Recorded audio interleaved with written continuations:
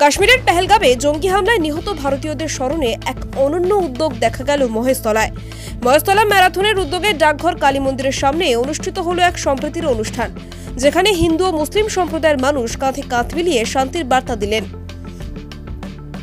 অনুষ্ঠানে উপস্থিত সকলে মোমবাতি জ্বালিয়ে শহীদদের প্রতি শ্রদ্ধা নিবেদন করেন। 1 মিনিট নীরবতা পালন করে শহীদদের আত্মার শান্তি কামনা করা হয়। কিন্তু অনুষ্ঠান এখানেই শেষ নয়। সম্প্রীতির আরও এক অনন্য নজির করতে হিন্দু ও মুসলিম পুরুষ ও মহিলা একে অপরের হাতে রাখি বেঁধে ভ্রাতৃত্ব বন্ধনের বার্তা দিলেন।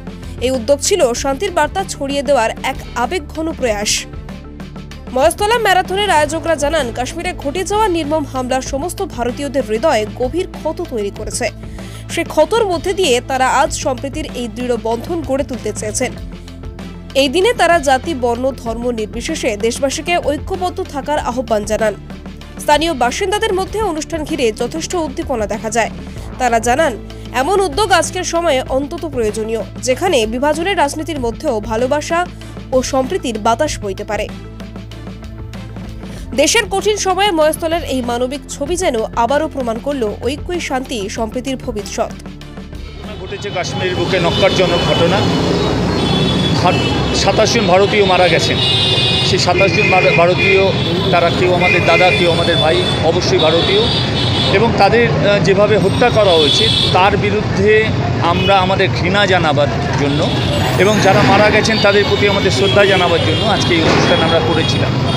তার সাথে যারা এই ভারতবর্ষকে হিন্দু মুসলমান করে ভাগ করবার চেষ্টা করছেন তাদের বিরুদ্ধে এবং এলাকার মানুষদের সচেতনতা যাতে রাখেন, সেই জন্য বিশিষ্ট বক্তাগণ শেখ আলিমুদ্দিন সাহেব এসছেন, কামাল হোসেন সাহেব এসছেন, ডক্টর অরিন্দম বিশ্বাস এসছেন।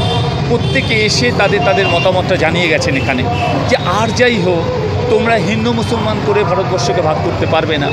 আমাদের তো একটাই প্রশ্ন ছিল, আপনারা দেখেছেন, আমাদের একটাই প্রশ্ন, কেন শুধুমাত্র হিন্দুকে মারা হলো? কেন বেছে বেছে হিন্দুকে মারা হলো? তার কারণ ঠিক তারাই হিন্দুকে হিন্দু বলে মেরেছেন যারা চাইছেন ভারতবর্ষের যে ভ্রাতৃত্ববোধ, হিন্দু মুসলমানের যে ভ্রাতৃত্ববোধ, যে আমাদের সহমিলন, সেটাকে যাতে ধ্বংস হয়। এটা জঙ্গিহানা নয়, এটা মানুষের প্রতি মানুষের বিশ্বাসটাকে নষ্ট করার একটা চক্রান্ত। আর আমরা কিছু রাজনৈতিক দল ঠিক ওই ফাঁদে পা দিয়ে আমরা আমাদের গরম এই রুটি শেখবার জন্য একই কাজ করে যাচ্ছি।